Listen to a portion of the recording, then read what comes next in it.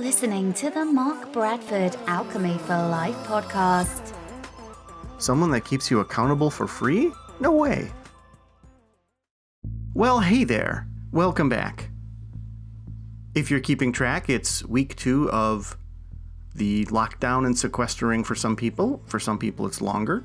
For people like me, as I said in the last podcast, it's over 10 years. That's said with tongue-in-cheek, of course. Obviously, I'm not locked down or hadn't been locked down, but I adjusted to a certain way of life being a solopreneur who worked mostly from his house. So there were a lot of things I got that I shared with you in the last episode. So in continuing with that, I want to give you something really useful and valuable, as I always do. In this case, I want to give you a new skill, option, something that you can do in your present situation. Let's talk about what's taken away. I mean, you have probably no longer have a workplace that you go to on a regular basis.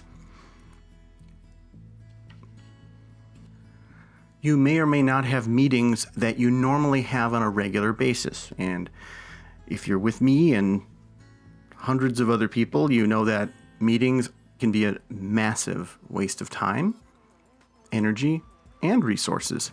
So I'm going to tell you that if you're no longer forced to have these meetings, it's a really good thing.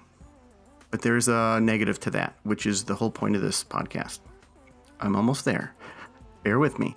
But if you don't have the meetings, your business may have enforced other kinds of meetings, like, calls that are video calls or just regular conference calls or a lot more emailing or something like that. So putting all that compensating, mostly nonsense aside, I want to tell you what a lot of what they're trying to do is all about. Accountability. This is all about accountability and keeping you doing what you are supposed to be doing or what you say you're going to do. I've done a number of podcasts on these, and I will reference them in the notes. But the special kind of accountability that I'm talking about here is the same kind of accountability that someone who's a solopreneur has to deal with. And what people like us do, and people like you, now have to do is find an accountability partner. So what's an accountability partner? Well, an accountability partner has very little in the way of needed skills or credentials. All they need to do is be someone who is committed to you as you are to them, have pretty much either a friendship or a business relationship with you, and have a little bit of a time to spend with you once a day or once a week. Now, typically the way I was doing it with my business was that I would meet with someone once a week. We'd have coffee, we'd talk about life, the universe, everything, and we would also talk about those things that we said we were going to do. Now, this is very different than having a boss or a client. You're not promising them, you're promising you. And as I've said many times before, including other podcasts like the Note from the Future, the most powerful thing you can do is hold yourself accountable. Well, this person sort of holds up a mirror to you. So you say, I'm going to do this thing, or I'm not going to do this thing I want to stop doing, or I want to complete this project, something like that. And this person just checks in with you. Now, you'd be amazed if you drew a face on your whiteboard and you talk to it. And no, I haven't done that. No, it's one of the few crazy things I have not done. And you can stop laughing now. If you drew a face on your whiteboard and you talked to it every day and said, hey, tomorrow I'm going to, or today I'm going to do that X thing again because I've built some momentum, go for a walk, blah, blah, blah, blah. And if you thought, oh crap, I got to talk to the face tomorrow or even the mirror, you would be much more likely to do it. The same works for this stranger person that you connect with to say, hey, how are you? Because they're going to ask. And when they ask if you did that thing you said you were going to do, you're like, yeah, I did. Because when it comes to the time for you to perform this action, you'll realize that you have a conversation coming up with this person. And, a lot of that is also how coaching works. There's a good portion of coaching, which is why people who just say, I'm going to go coach someone, they have a modicum of success because it's based on the fact that you are holding yourself accountable and doing the majority of the work. in those cases. In my case, I would say I want to continue writing and try to get over the hump that I had, something like that. And then the other person tells me what they want to do, and then we hold ourselves accountable. Okay, I think you got it by now. I've sort of beat it to death. But when you say, well, if I'm supposed to stay in my house, or if you're listening to this after this is all over, and you say, well, I don't really have access to this person physically, and coffee once a day or once a week is a little difficult for us.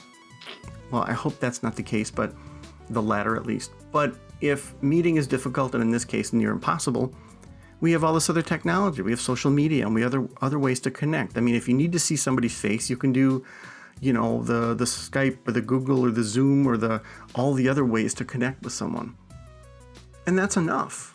That's definitely enough. A 5-minute call with someone, your accountability call, how cool is that? And again, you can set your bar as high or as low as you want. Essentially what you're doing is setting the bar where you want it anyway. You're not saying, well, now I have an accountability partner, I'm gonna work out for 6 hours. Well, no, it doesn't work that way, because when you see them the next day or when you talk to them the next time, they'll know that you're kind of overpromising, and they'll know you enough to go, really? You're really gonna do that? So in that way, it's an empty promise, and you don't want to make it an empty promise, right? You want to make it something that you can fulfill. You want to set the goal high enough that it gets you to do that thing you're trying to do, but low enough that it's not impossible, and you'll be distraught. Speaking of distraught and losing interest, that's a big deal when it comes to these partners. Choose somebody who's dependable. If they want a partner because one of the things you want to work on is how dependable they are, I'm really sorry, that might not be the best choice. And I'm so sorry to people who really have that issue. But, that's one thing you kind of want the check mark on already, is how dependable this person is. So if you can find someone who's dependable, you can work the rest out later. And again, you can do things like saying, every day at 7, we're going to have a virtual cup of coffee together and get on a FaceTime and talk for 5 minutes. Hey, how you doing? Good. Da, da, da, da, da, da. I mean, it's a great thing to do anyway now, right? But you just kind of get through that thing. And as I've said, it's someone who has a certain amount of distance from you. And I don't mean that in a pun. I mean, it's somebody that is not your spouse, your girlfriend, your husband, even your kid necessarily, not somebody too close to you. Because naturally, this sort of would have happened with them anyway. And you don't want to put a strain on your current relationship. You want to just have it be a little bit about business. And that goes for the people who want to tempt accountability for non-business reasons. So there may be a lot of people out there who say, hey, accountability sounds really great, but in business it doesn't work for me. I'm set. I'm good. And the way business works for me, I don't want anyone like that. I don't need that. But you might want it for your own goal setting. You might want it for the stuff in your life that is falling apart at times like this, or just tend to fall apart when you don't focus on them, which is most things in life require energy. You might want to check out my podcast on momentum. So, as I said, find this accountability partner, agree to a schedule, and this is how you proceed. You tell each other the thing that you want to do, or the thing you don't want to do, or what your goal is, or what your path is. And then the next day, the two of you just check in. You'll find more often than not that you don't necessarily have to say, hey, I want to do this thing. It becomes obvious in the conversation. I mean, they get you after a while and you get them. And that's where a lot of the extra value comes in, because you're like, hey, you're trying to do this thing. Have you considered this? Have you considered that? Or you probably considered this already, but that seems to be in line. That might make your life a little bit easier. And it's nice to have that perspective. And this is what an accountability partner is not. They're not somebody who checks in with a text every 3 hours. Hey, did you do that thing? Hey, I just wanted to make sure you didn't go to bed without failing. I wanted to make sure you didn't do that thing. Did you do that thing? That's not what this is about. Because you could just say, done next at any second with your accountability partner, which I know is counterintuitive. But if you do this sort of nagging, it makes it terrible. It's not what this is about. Instead, you just wait for the person to come clean the next day. That's it. I mean, if you're dealing with something else, a certain kind of weight loss or addiction or something else in which you need somebody to keep poking at you, or you need to keep poking at them and say, hey, I just needed to reach out because I felt weak. Well, that's kind of a different thing that I'm talking about here. The accountability partner is sort of a thing you can kick in that's sort of a light thing that can help you in everyday life, but isn't something to like get over addictions with. That's an entirely different thing. That's beyond the scope of a 10-minute podcast in my scenario. So back to what we were talking about. You have the steps now. Find someone, and as your homework, just mention to them and say, hey, do you know what an accountability partner is? And just talk to them. Just have like a 2-minute conversation with them. And you'll be surprised because anyone you say that to will say, oh, well, that's kind of cool. What, like, how much does it cost?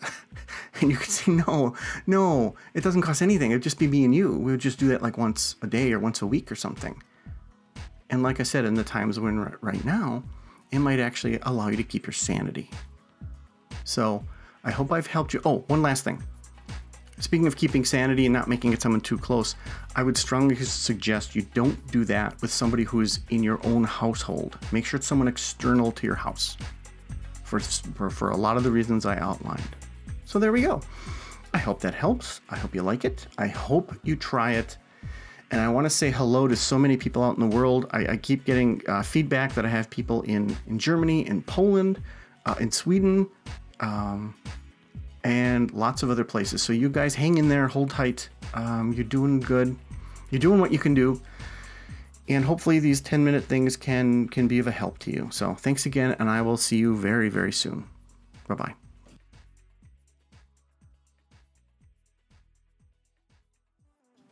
Hey, it's me again. Thanks for listening. 2 things for you. If you like this, I'd really love that you rate it on iTunes or Spotify. Would love to have the stars that are appropriate, and I'd love to hear your thoughts on it. And the other thing is, I do have a new book out, and I would love for you to take a peek at it. It's called The Sword and the Sunflower. It's on Amazon as a Kindle as well as a paperback. Thanks. Just a little blurb at the end here. Take care.